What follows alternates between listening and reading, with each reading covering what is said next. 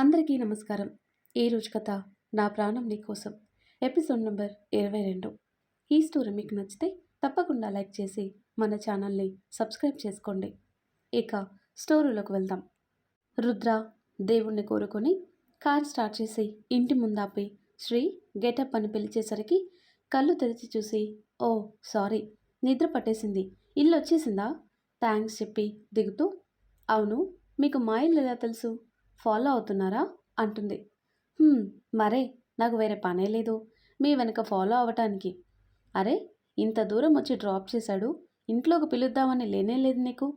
అయినా సరే, మీరు పిలవకపోయినా నా ఫ్రెండ్ కోసం లోపలికి వస్తాను అంటూ కార్ దిగి వేద కన్నా ముందే ఇంట్లోకి వెళ్తూ, అమ్మా, నీకు ఛాన్స్ ఇవ్వకూడదు, లేకపోతే క్వశ్చన్స్ వేస్తూనే ఉంటావు.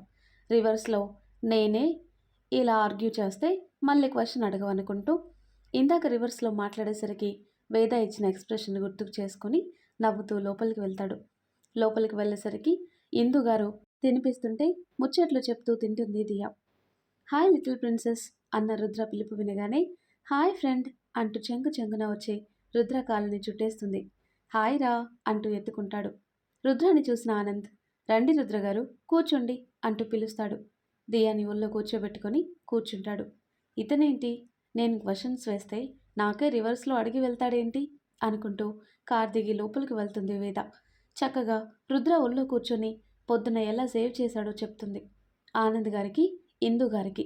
అబ్బా, దీనికి నోరు అస్సలు ఊరుకోదు కదా, అత్తయ్యకి చెప్పొద్దు అంటే ఇది వాగేసింది అనుకుంటూ లోపలికొచ్చి చెప్పేసిందా అత్తయ్య, టెన్షన్ పడుతుంది, చెప్పొద్దు అంటే మే మనవరాలికి అస్సలు నోరాగదు అంటూ దియా వైపు సీరియస్గా చూస్తుంటే రుద్రాని అతుక్కొని కూర్చుంటుంది.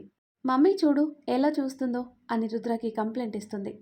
శ్రీ, ఎందుకు తనని అలా చూస్తున్నావు, చిన్నపిల్ల, తనకేం తెలుసు అని ఇందు వైపు తిరిగి, మీరేం టెన్షన్ పడకండి ఆంటీ, ఏం కాలేదు, చిన్న యాక్సిడెంట్ అంతే అని ఇందు టెన్షన్ పడకుండా చెప్తాడు. ఎంత పెద్ద ప్రమాదం జరిగింది, తలుచుకుంటేనే భయంగా ఉంది అని దియాకి దిష్టి తీసేసి, థ్యాంక్స్ బాబు, సమయానికి వచ్చి కాపాడావు.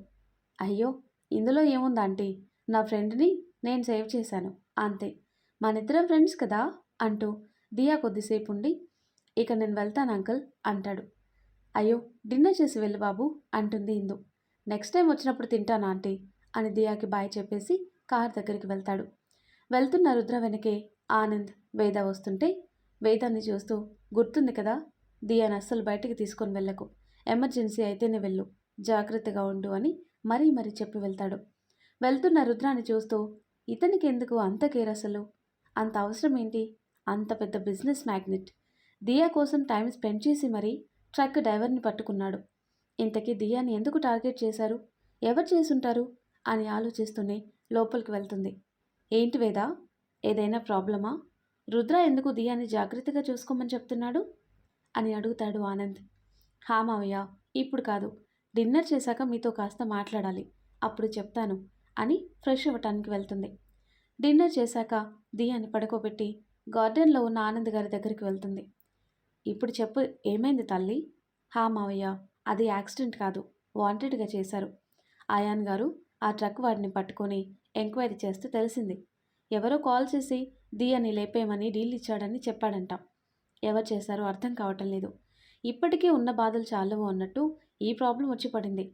ఆదిత్య దూరం అయ్యి నరకం చూస్తున్నా, ఇప్పుడు దియా కూడా. నో, ఆ ఊహ కూడా భరించలేను మావయ్య, ఎటైనా దూరంగా వెళ్ళిపోవాలనిపిస్తుంది, లైఫ్ మీద విరక్తి వచ్చేసింది. ఇప్పుడు దియాని ఎలా సేవ్ చేసుకోవాలో కూడా అర్థం కావటం లేదు, ఎవరు ఎలా అటాక్ చేస్తారా అని భయం వేస్తుంది, దియా నాకు దూరం అవుతుందేమో అని భయం వేస్తుంది మావయ్య అంటూ కన్నీళ్లు పెట్టుకుంటుంటే, అలా ఏం జరగదు తల్లి, నువ్వు బాధపడకు, దియా ఎక్కడికి వెళ్ళదు, మనతోనే ఉంటుంది అని ఊరుకోపెడుతూ రుద్రతో ఒకసారి ఈ విషయం మాట్లాడాలి అనుకుంటాడు. ఆ తర్వాత కట్ చేస్తే మార్నింగ్ లేచి రోజులానే వాకింగ్, యోగా కంప్లీట్ చేసుకొని దియా దగ్గరికి వెళ్తుంది. టెడ్డీ బేర్ని చుట్టుకొని పడుకున్న దియాని చూస్తూ, టెడ్డీ బేర్ ఇంకో టెడ్డీ బేర్ని చుట్టుకొని పడుకున్నట్టుంది అనిపిస్తుంది. మెల్లిగా తన పక్కన కూర్చుని నుదుటిని కిస్ చేసి, సండేనే కదా పడుకొని అని వెళ్ళిపోతుంటే, మమ్మా అన్న బుజ్జి వాయిస్ విని, దొంగ లేచావా, నువ్వు కిస్ చేసినప్పుడే లేచాను అంటూ లేచి వేద ఒళ్ళో కూర్చొని తన మెడ చుట్టూ చేతులు వేసి భుజం మీద వాలుతుంది. సండే కదరా, పడుకోవచ్చు కదా, ఎందుకు లేచావు? లేజినెస్ బ్యాడ్ హ్యాబిట్ కదా మమ్మా, డైలీ మార్నింగ్ లేవాలి, అది కూడా తెలియకుండానే ఎలా డాక్టర్ అయ్యావో ఏమో అని ముద్దుగా అంటుంది. అబ్బో, నీ అంత తెలివితేటలు నాకు లేవులే, పద ఫ్రెష్ అవ్వు అంటూ బాత్రూమ్కి తీసుకొని వెళ్ళి బ్రష్ చేయించి టబ్లో ఇద్దరు కొద్దిసేపు ఆడుకొని దియాకి స్నానం చేయించి రెడీ చేసి తను కూడా రెడీ అయ్యి కిందికి వెళ్తుంది. సండే అవ్వటంతో అందరూ బ్యాచ్ దిగిపోతారు. ప్రతి సండే దియా కోసం విక్కీ, షాను, అఖిల్, సిద్ధు అందరూ మార్నింగ్ వచ్చి దియాతో టైం స్పెండ్ చేసి ఈవినింగ్ వెళ్తారు. వాళ్ళందరూ కూర్చొని టిఫిన్ చేస్తుంటే వేద, దియా కూడా జాయిన్ అవుతారు. టిఫిన్ చేసి హాల్లో దియాతో ఆడుతుంటే కాలింగ్ బెల్ మోగుతుంది. నేను వెళ్ళి చూస్తాను మామయ్య అంటూ వేద వెళ్ళి ఓపెన్ చేస్తుంది.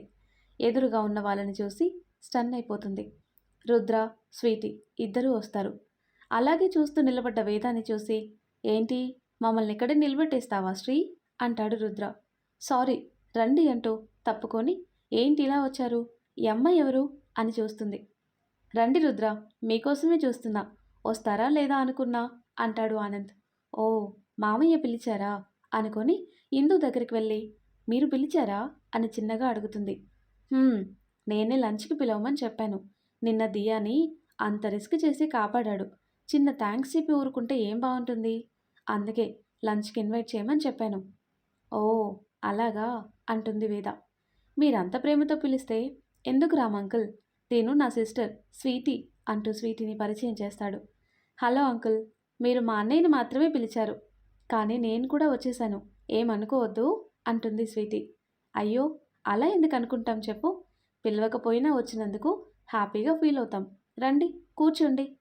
నేను ఇలా లంచ్కి వెళ్తున్నాను చెప్పగానే తనకి ఇంట్లో బోర్ వస్తుందని నాతో పాటు వచ్చేసింది అంటూ దియాని ఎత్తుకొని, హాయ్ లిటిల్ ప్రిన్సెస్ అంటూ తన కోసం తెచ్చిన చాక్లెట్ ప్యాక్ ఇస్తాడు. థ్యాంక్స్ ఫ్రెండ్ అంటూ రుద్ర బుగ్గ మీద ముద్దు పెట్టి చెప్తుంది దియా. మరి నాకు పెట్టవా అంటుంది పక్కనున్న స్వీటీ. నువ్వు నా ఫ్రెండ్ కాదు కదా, అందుకే పెట్టను అంది దియా. ఇక్కడ నుండి మనం కూడా ఫ్రెండ్స్ అంటూ దియాని ఎత్తుకొని చెప్తుంది స్వీటీ. మరి నాతో ఆడుకోవాలని, అలా అయితేనే ఫ్రెండ్షిప్ చేస్తా. ఓకే ఆడుకుంటాను అని చెప్తుంది స్వీటీ. వేదాన్ని చూసి హాయ్ వేద గారు అంటుంది. హాయ్ స్వీటీ గారు. అయ్యో, ఈ గారు బూరులు మనకొద్దు, స్వీటీ అని పిలవండి చాలు. వేద చిన్న స్మైల్ ఇచ్చి ఓకే స్వీటీ అంటూ విక్కీ, షాను, అఖిల్, సిద్ధుని వాళ్ళకి పరిచయం చేస్తుంది. కొద్దిసేపట్లోనే వాళ్ళతో కలిసిపోయింది స్వీటీ. అందరూ మాట్లాడుకుంటూ కూర్చుంటారు. వేద కూడా కొద్దిసేపు అన్నీ మర్చిపోయి స్వీటీ పక్కన కూర్చొని స్వీటీ అడిగిన వాటికి సమాధానం చెప్తూ స్వీటీతో క్లోజ్ అయిపోయింది. మీరందరూ నాకు చాలా బాగా నచ్చారు. మా ఇంట్లో ఎప్పుడూ నేను, అన్నయ్య మాత్రమే. ఇలా ఇంట్లో ఇంతమందితో ఉండటం, సరదాగా మాట్లాడుకుంటూ ఉంటూ చాలా బాగుంది. అప్పుడప్పుడు మీ ఇంటికి వస్తాను అంటుంది స్వీటీ. తప్పకుండా ఎప్పుడైనా రావచ్చు అంటుంది వేద. స్వీటీని తీసుకుని వెళ్ళి ఇల్లు చూపిస్తూ, మీ పేరెంట్స్ ఇక్కడ ఉండరా అని అడుగుతుంది. లేదు వేద, దేవుడి దగ్గరికి వెళ్ళిపోయారు, నేను పుట్టగానే దూరమయ్యారు, ఐఎమ్ అన్లక్కీ గర్ల్, అన్నయ్య నాకు, తన్నే పెంచాడు అంటూ రుద్ర గురించి చెప్తుంది. ఎవ్వరూ లేరు అని ఫీల్ అవ్వకు, నీకెప్పుడు రావాలనిపించినా ఇక్కడికి రావచ్చు అని చెప్తుంది వేద. పెళ్ళైతే నువ్వే మన ఇంటికి వస్తావు కదా వదినా అనుకుంటుంది స్వీటీ. రండి లంచ్ చేస్తూ మాట్లాడుకోవచ్చు అంటూ అందరిని పిలుస్తుంది ఇందు. అందరూ కూర్చుంటారు. వేద మాత్రం దియాకి పెట్టాక తింటాను అంటూ దియాకి తినిపిస్తుంది. స్వీటీ, నువ్వేంటి తినకుండా అలా కూర్చున్నావు అని వేద అడుగుతుంది. నాకు తినటం రాదు, రోజు అన్నయ్య తినిపిస్తాడు అని చెప్తుంటే దియా కిస్కిస్మంటూ నవ్వుతుంది. ఇంత బిగ్గయ్యాక కూడా తినటం రాదా ఫ్రెండ్ అంటుంది. స్వీటీ బుంగమూత పెట్టి రుద్ర వైపు చూస్తే చిన్నగా నవ్వుతూ, ఇలారా నేను పెడతాను అంటూ రుద్ర లేస్తుంటే, స్వీటీ దియాది అయిపోయింది, నీకు ఓకే అయితే నేను తినిపిస్తాను అంటూ హ్యాండ్ వాష్ చేసుకుంటూ చెప్తుంది వేద. వేద తినిపిస్తా అనేసరికి ఫుల్ హ్యాపీగా ప్లేట్ వేద ముందు పెట్టి నోరు తెరుస్తుంది. వేద గోరు ముద్దలు కలిపి పెడుతుంటే స్వీటీ కళ్ళల్లో నీళ్లు కారిపోతున్నాయి. ఏంటి ఆ కన్నీళ్ళు, కారంగా ఉందా అంటూ కళ్ళు తుడుచుకొని, ఇప్పటి వరకు మా అన్నయ్య, అభి తప్ప ఎవ్వరూ తినిపించలేదు, ఒక అమ్మ చేతి ముద్ద తిన్నట్టుగా ఉంది నువ్వు ఇలా తినిపిస్తుంటే, మా మమ్మీ నా కోసం నిన్ను పంపించిందేమో అంటుంది. పిచ్చి పిల్ల, దేనికి ఏడుస్తారా అంటూ తినిపిస్తుంది. వాళ్ళని అలా చూసిన రుద్రకి తినకుండానే కడుపు నిండిపోయింది. శ్రీ, నేనేదైతే ఎక్స్పెక్ట్ చేశానో అలానే ఉన్నావురా. నాకు తెలుసు స్వీటీ నాలో నాన్న ప్రేమని చూసుకుంటుంది కానీ అమ్మ ప్రేమని మిస్ అవుతుందని. ఇక మిస్ అవ్వదు. నువ్వు ఉన్నావు కదా బంగారం అనుకుంటాడు. ఫుడ్ చాలా టేస్టీగా ఉందమ్మా అంటాడు రుద్ర. రుద్ర అలా పిలవగానే ఇందుకి ఆదిత్య పిలిచినట్టు అనిపించింది. కళ్ళల్లో నీళ్ళొచ్చేశాయి. మిమ్మల్ని అలా పిలవచ్చా అమ్మా? మీ చేతి వంట తిన్నాక మా అమ్మ గుర్తొచ్చింది. అందుకే అలా పిలిచాను. మీకు నచ్చకపోతే సారీ అంటూ అడుగుతాడు. అయ్యో అదేం లేదు నాన్న. నీకు నచ్చినట్టు పిలు. నేను కూడా ఆ పిలుపుకి దూరం అయ్యాను. కనీసం నువ్వు అలా పిలిస్తే నీలో నా ఆదిత్యను చూసుకుంటాను. నా ఆదిత్య నిన్ను మా కోసమే పంపించాడేమో అంటుంది కళ్ళు తుడుచుకుంటూ. అమ్మా ప్లీజ్ ఏడవద్దు. మీరే అన్నారు కదా ఆదిత్య పంపించాడని. నాలో మీ ఆదిత్యం చూసుకోండి. నేను స్వీటీ మాత్రం మాకు దూరమైన అమ్మా నాన్నని మీలో చూసుకుంటాం. ఎరా స్వీటీ? హా అన్నయ్య అంతే అంటుంది. చాలా సంతోషమంటూ కొసిరి కొసిరి వడ్డిస్తుంది. చాలమ్మా కడుపు నిండిపోయింది. ఇక తినలేను. ఏం తిన్నావు? ఇంకొంచెం తిను అంటూ పెడుతుంది. అందరూ తిని హాల్లో కూర్చుంటే దియా రుద్ర ఒళ్ళో కూర్చొని ఫ్రెండ్ మనం కళ్ళకి గంటలు కట్టుకొని ఆడతారు కదా ఆ గేమ్ ఆడదామా అని క్యూట్గా అడుగుతుంది. స్వీటీ ఫ్రెండ్ ఉంది వాళ్ళతో ఆడుకో అంటుంది. నో నువ్వు కూడా రావాలి అంటుంది దియా. అలా ఇబ్బంది పెట్టొచ్చా అంటూ వేద కొంచెం గట్టిగా అనేసరికి బుంగమూతి పెట్టి అలిగి కూర్చుంటుంది. అయ్యో దియా బంగారం అలిగిందా? మమ్మీ అలానే అంటుంది. పద మనం ఆడదాం అంటూ అందరినీ తీసుకుని గార్డెన్లోకి వెళ్తాడు. విక్కీ, స్వీటీ, సిద్ధు, షాను, రుద్ర అందరూ ఆడుతుంటే వాళ్ళకి కొంచెం దూరంగా కూర్చుని చూస్తుంది వేద. నువ్వు కూడా వెళ్ళి ఆడొచ్చు కదరా అంటే నాకు ఇంట్రెస్ట్ లేదు మావయ్య అంటుంది. ముందు దియా కళ్ళకి క్లాత్ కట్టి అందరూ తన చుట్టూ తిరుగుతారు. దియా అటు ఇటు తిరిగి స్వీటీని పట్టుకుంటుంది. స్వీటీ అవుట్ అవ్వటం స్వీటీ కళ్ళకి క్లాత్ కడతారు. అలా వాళ్ళతో ఆడుతూ వేదాన్ని చూసి ఎప్పుడు ఇలాంటి గేమ్స్ ఆడని నేనే ఆడుతుంటే నువ్వు మాత్రం సైలెంట్గా కూర్చున్నావా? నీతో కూడా ఆడిస్తా చూడు అనుకుంటాడు. కావాలని స్వీటీకి దొరికిపోయి అవుట్ అవుతాడు. అన్నయ్య నువ్వు అవుట్ ఇప్పుడు నువ్వు అంటూ కళ్ళకి క్లాత్ కడుతుంది. మన వేద పాప షార్ప్ అని రుద్రకి తెలుసు కదా. అందుకే వేదకి డౌట్ రాకుండా కొద్దిసేపు వాళ్ళ చుట్టూ తిరిగి వేద ఎటువైపు ఉందో అటువైపు అడుగులు వేస్తాడు. ఇతనేంటి నా వైపు వస్తున్నాడు అనుకుని రుద్ర ఎక్కడ తనని పట్టుకుంటాడో అన్న భయంతో పైకి లేస్తుంది. అదే టైంలో రుద్ర కాలికి ఏదో తగిలి స్లిప్ అయ్యి వేద మీద పడతాడు. రుద్ర వెయిట్ బ్యాలెన్స్ చేసుకోలేక వెనక్కి పడిపోతే వేద మీద రుద్ర పడతాడు. ఊహించని పరిణామానికి ఎక్కడ పడిపోతానో అని భయంతో రుద్ర షర్ట్ తన పిడికిల్లో బంధిస్తుంది. రుద్ర తన కళ్ళకున్న క్లాత్ తీసేసి తనకి సమీపంలో ఉన్న వేదని కళ్ళార్పకుండా చూస్తుంటాడు. రుద్ర వెచ్చటి ఊపిరి తన మెడ వంపుల్లో తగులుతుంటే మెల్లిగా కళ్ళు తెరిచి చూస్తుంది. రుద్ర అంత దగ్గరగా ఉండేసరికి తన గుండె వేగంగా పరిగెడుతుంది. రుద్ర కళ్ళల్లోకి చూస్తూ ఉండిపోతుంది కొన్ని క్షణాలు. మమ్మీ అన్న దియా పిలుపు విని అప్పటి వరకు ట్రాన్స్లో ఉన్న ఇద్దరు దూరం జరిగి తడబడుతూ సారీ అంటూ పైకి లేచి వేద పైకి లేవటానికి వేదకి హ్యాండ్ ఇస్తాడు. కింద పడటం వల్ల కొంచెం నడుంకి నొప్పిగా అనిపించి లేవటానికి రాక రుద్ర హ్యాండ్ పట్టుకొని లేస్తుంది. ఓకేనా? ఏమైనా దెబ్బ తగిలిందా అంటూ అడిగితే అదేం లేదు అంటూ అందరూ వాళ్ళనే చూడటంతో ఇబ్బందిగా అనిపించి లోపలికి వెళ్తుంటే అమ్మా నువ్వే అవుట్ అయ్యా కదా నువ్వు ఆడాలి అంటూ వేదాన్ని లాక్కెళ్తుంది దియా. నో మీరు ఆడుకోండి అంటున్నా దియా ఊరుకోలేదు. స్వీటీ వచ్చి వేద కళ్ళకి క్లాత్ కట్టేస్తుంది. వేద మెల్లిగా సౌండ్ విని పట్టుకోవటానికి ట్రై చేస్తుంది. అందరూ తన చుట్టూ అందకుండా తిరుగుతారు. వాళ్ళతో గేమ్ ఆడుతున్న వేదాన్ని చూసిన ఇందు వేదాన్ని ఇలా చూసి ఎన్ని రోజులైందండి.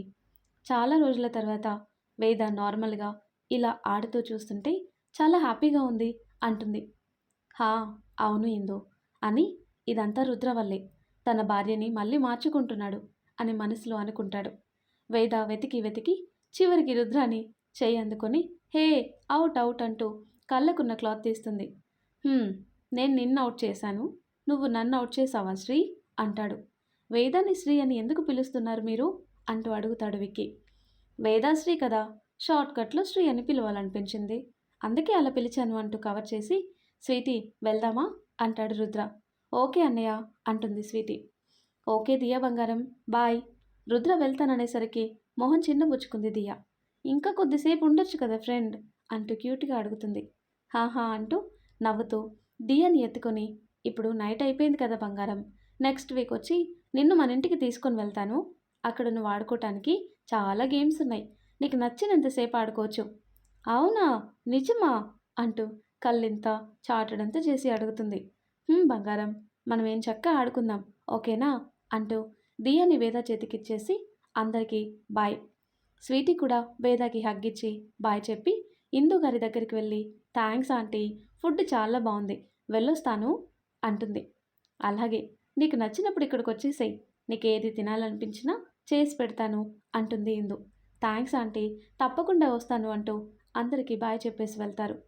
నైట్ డిన్నర్ తర్వాత దియాకి స్టోరీస్ చెప్తూ నిద్రపుచ్చుతుంది వేద. చాలా డేస్ తర్వాత ఈరోజు దియా యాక్టివ్గా కనిపించింది. దానికి కారణం రుద్ర అనుకొని మనసులో థ్యాంక్స్ చెప్పుకుంటూ ఇందాక తన మీద రుద్ర పడటం గుర్తుకొచ్చి, అతను నాకు దగ్గరగా ఉంటే నా గుండె ఎందుకు అంతలా కొట్టుకుంటుంది? ఒకసారి మంచివాడిలా బిహేవ్ చేస్తాడు, ఒక్కోసారి కోపం వచ్చే పనులు చేస్తాడు అనుకుంటూ, ఏదేమైనా దియాని మాత్రం సేవ్ చేసి చాలా హెల్ప్ చేశాడు అనుకుంటూ అలాగే ఆలోచిస్తూ పడుకుంటుంది. ఆ తర్వాత కట్ చేస్తే, అన్నయ్య, వదిన నాకు పిచ్చి పిచ్చిగా నచ్చేసింది అంటుంది స్వీటీ. మీ వదిన్ని ఇష్టపడిన వాళ్ళు ఎవరుండర్రా, అందరికీ నచ్చేస్తుంది ఆ రాక్షసి. ఇప్పుడు ఇలా డల్గా సైలెంట్గా ఉంటుంది, ఒక్కసారి నార్మల్ అవ్వని, అప్పుడు మనందరినీ ఒక ఆట ఆడుకుంటుంది, అంత అల్లరి రాక్షసి అంటాడు వేదాన్ని తలుచుకుంటూ. తొందరగా వదిన్ని మన ఇంటికి తెచ్చుకుందాం అన్నయ్య అంటుంది. దానికి టైం పడుతుందిరా, తను ఇంకా ఆదిత్య గురించి డిప్రెషన్లో ఉంది, కొద్ది కొద్దిగా నార్మల్ చేయాలని చూస్తున్నా అంటూ కారింటి ముందు ఆపగానే వాళ్ళకెదురుగా ఉన్న అభి రుద్రాని స్వీటీని గుర్రుగా చూస్తాడు. ఏంటన్నయ్య, ఏమైంది అతగాడికి, అలా మిడిగుడ్లు వేసుకొని మనల్ని చూస్తున్నాడేంటి? ఏమోరా అంటూ వెళ్ళి అభి పక్కన కూర్చొని, ఏంటివే అలా చూస్తున్నావు? ఏంటా, ఇద్దరు అన్నా చెల్లెలు కలిసి నా చెల్లి దగ్గరికి వెళ్ళారు, వెళ్ళే ముందు నాకు చెప్పొచ్చు కదా, నేను వచ్చేవాను కదా, ఎందుకు తీసుకొని వెళ్ళలేదు? నువ్వైనా చెప్పాలి కదే, మీ అన్నయ్యతో ఊపుకుంటూ వెళ్ళిపోతే సరిపోతుందా? అరే అన్నయ్య, అభిని కూడా తీసుకొని వెళ్దామని చెప్పాలి కదా. ఆహా, అలా ఎందుకు చెప్తావు? మీ అన్నయ్యకు నువ్వు, నీకు మీ అన్నయ్య ఉంటే చాలు, నేనే కొన్ని బక్రాగానున్నానని కూడా లేదే మీకు అంటూ స్వీటీని చూస్తూ కోపంతో బుసలు కొడతాడు. ఏంటి, ఆడపిల్లలాగా అలగటం సిగ్గు లేకుండా అంటుంది స్వీటీ. పోవే, నాతో మాట్లాడకు, నేను నీ మీద అలిగాను. హాహా, అలిగావా? ఇంకా సమంతలా బొంగమూత పెట్టుకోలేకపోయావా? నువ్వెలా ఉన్నా ఏం పర్లేదు, అలిగితే అలుగు, ఆ అలక మా అన్నయ్య తీరుస్తాడు. అన్నయ్య, అభి బాధేంటో ఒకసారి చూడు, నేను వెళ్తున్నా, నిద్రొస్తుంది, గుడ్ నైట్ అంటూ తిప్పుకుంటూ వెళ్తుంది. పోవే టక్కులాడి, ప్రేమించే వరకు నా చుట్టూ తిరిగి నేను ఓకే చేయగానే సాడిజం చూపిస్తున్నావు కదే, పెళ్ళవని నీ సంగతి చెప్తా, పెద్ద కంత్రిలో తయారయ్యావు కదే అంటాడు. ఏంటివే, బలసిందా?